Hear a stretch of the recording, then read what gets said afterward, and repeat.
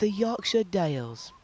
This is my backyard and not exactly where I was expecting to be going on a top secret mission to witness botanical history in the making.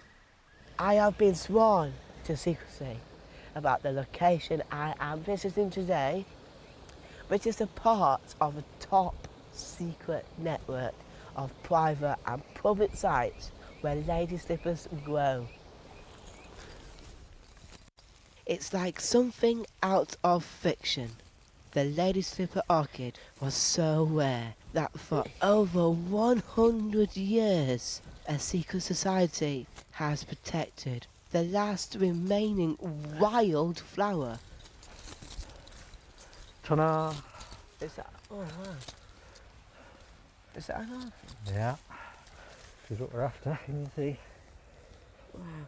So this is the beautiful lady slipper orchid, because it looks like it's got a lady's slipper just there from like Cinderella and things like that.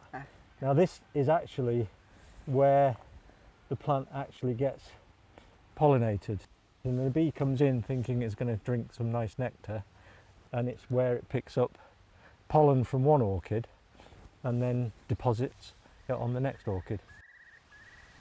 What nature does with these, even the great Charles Darwin was unable to achieve, and it took another 120 years after his death for scientists to successfully grow the orchid in the lab in order to repopulate our countryside.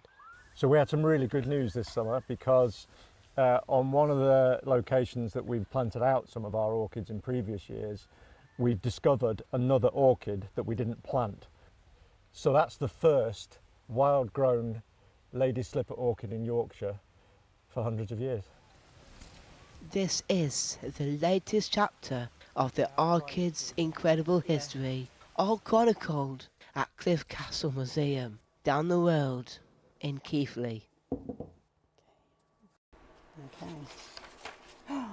But underneath, this is the really exciting bit. This is the amazing specimen. Wow. A lot of very enthusiastic Victorians are the main culprits who love these flowers because they're so distinctive, they're so iconic. They were the sort of like the collector item of the day. And then by the early 1900s, it was believed that they'd just gone completely extinct from the British Isles. And it wasn't until a couple of brothers in 1930 were off for a walk in the Yorkshire Dales and they stumbled across this plant in flower. This plant now is probably about 100 years old at least, and it's still going strong. For the next 40 years, this plant had its flowers cut off to prevent anyone spotting it.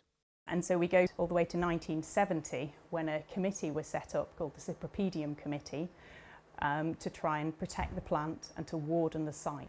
So 24 hours a day, people would be camped behind walls, watching, making sure that nobody was coming to come and steal the plant. But despite this enormous effort to keep the plant alive and well in the UK, there were bigger forces making it harder for the orchid to flower this year, like climate change. At another secret location, lady slippers planted in the wild aren't doing so well. This year has been the driest spring in Yorkshire for about 90 years, and that's had lots of impact. The plants have just wilted and died because of the heat, and they've not had chance to flower. We have no certainty as to what climate change will do, so the thing we need is to have enough plants everywhere that they can cope with lots of different conditions and changing conditions. A handful of humans brought our lady slipper back to life. Now humanity has a role to play in making sure it thrives into the future.